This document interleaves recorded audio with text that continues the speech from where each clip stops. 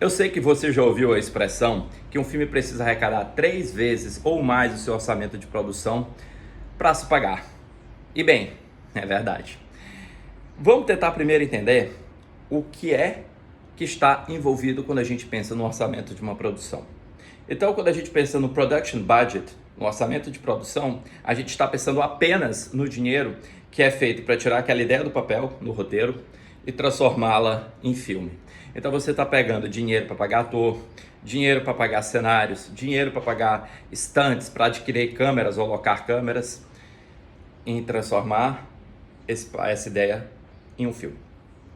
Dentro desse valor, dentro desse orçamento, não está um outro budget que é tão grande quanto, que é o PA budget, ou o orçamento de publicidade e propaganda, que costuma ser equivalente ou um pouquinho menor. Determinados filmes são até maiores do que o orçamento de produção, porque você precisa saber vender o filme. Quando você paga um anúncio no Super Bowl, por exemplo, você está pagando uma grande fortuna, você está pagando milhões de dólares, e milhões de dólares que, se fossem vertidos na produção, você estaria fazendo uma espetacular cena de ação. Então você já tem um gasto aí muito grande de publicidade e propaganda. Além disso, você tem gastos de distribuição nacional e internacional. Para você distribuir, depois que você tem um filme pronto e você tem um filme publicizado, um filme que já é conhecido no mercado, você precisa distribuí-lo nos cinemas. E você precisa distribuí-lo não só nos cinemas, mas também nas plataformas de vídeo por demanda de hoje em dia. Então você precisa ter uma distribuidora que às vezes é um braço dentro do estúdio, dentro da companhia de produção, e você precisa também de uma distribuidora internacional. Um exemplo básico aqui, você tem a Sony e você tem a Sony Brasil. A Sony Brasil é o braço de distribuição internacional da Sony norte-americana, mas são entidades diferentes. Essa aqui precisa dar lucro também, assim como essa aqui precisa dar lucro. Então você pagou produção, você pagou orçamento, publicidade, propaganda, e agora você pagou distribuição, mas você não parou ainda aí. Você precisa pagar algumas outras coisas interessantes dentro desse mercado. Você precisa pagar, por exemplo, a dublagem do filme nos países em que forem dublados, em que esse filme for exibido numa versão dublada. Isso é um custo.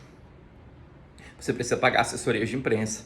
Ou você acha que quando Chris Evans e Chris Hemsworth viajam mundo afora, isso não entra no orçamento também do filme?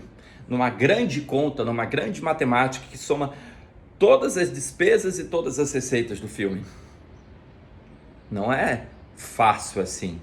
Pior, quando você lança o filme, quando você está exibindo um filme nos cinemas ou um filme numa plataforma de vídeo, você tem que começar a dividir dinheiro com aquela pessoa que está exibindo. Você não é o dono do cinema. Antigamente, os grandes estúdios também tinham cinemas. Hoje em dia não, os cinemas são outras franquias, são outras cadeias. Então você tem que pegar o seu orçamento de arrecadação e dividir de acordo com uma fórmula, um contrato que você fez com a cadeia exibidora. Costuma ser assim: no final de semana de exibição, 70% mais ou menos da arrecadação vai para o filme e 30% vai para o cinema. E essa gangorra vai se ajustando com o passar das semanas. Então, na segunda semana, 65% para o filme, 35% para o cinema, 60%, 40% e por aí vai.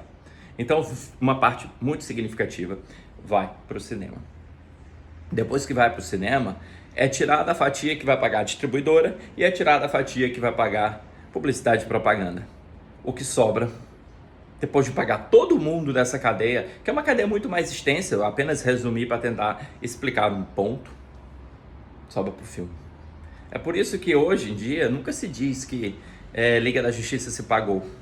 Liga da Justiça custou 260 milhões, foi um orçamento muito grande, foi um dos maiores orçamentos de Hollywood, e arrecadou 660 milhões, mas não deu lucro, deu prejuízo. Deu prejuízo porque teve que pagar publicidade, que foi maciça, teve prejuízo porque teve que pagar distribuições internacional e nacional no caso nos Estados Unidos, caríssimo também, não sobrou nada. Por outro lado, a gente entende porque que cada filme de super-herói, apenas para pegar super-heróis como exemplo, todo filme do Homem de Ferro, por exemplo, tinha uma armadura nova ou duas. Porque os filmes ganham dinheiro também com licenciamento de produtos. Eles não ganham dinheiro simplesmente com a exibição. Eles não ganham dinheiro simplesmente quando eles vendem seus direitos de exibição para uma TV a cabo ou para um serviço de streaming. Eles ganham com licenciamento de produtos. E para você licenciar produto, você tem que ter produtos. Por isso que a cada filme o Homem de Ferro criava uma armadura nova, porque aí você poderia fazer um action figure do Homem de Ferro e você poderia vender e você poderia ter sua porção de lucros referente àquele brinquedinho. Então a ciência de bilheterias e a ciência do cinema, ela não costuma ser tão fácil de adivinhar. A gente precisa analisar caso a caso, a gente precisa entender o caso concreto e tenha sempre em mente, ajuda muito essa fórmula. Se um filme custou 100 milhões, ele precisa arrecadar mais ou menos 300 milhões para começar a dar lucro. E não pense que lucro é uma coisa exorbitante. Vingadores arrecadou 2,7 bilhões, mas Vingadores deu menos lucro que Coringa, que arrecadou cerca de um terço disso, 1 bilhão e alguma coisa. Não apenas o custo de produção foi significativo aí para fazer a diferença, mas também todos os custos adjacentes envolvidos. Os custos de mandar Chris Hemsworth, Chris Evans, Robert Downey Jr. para as Comic Cons no mundo, diferente do custo de mandar Joaquin Phoenix, que não foi para lugar nenhum para fazer essa divulgação do filme, custo de publicidade, propaganda e tudo mais.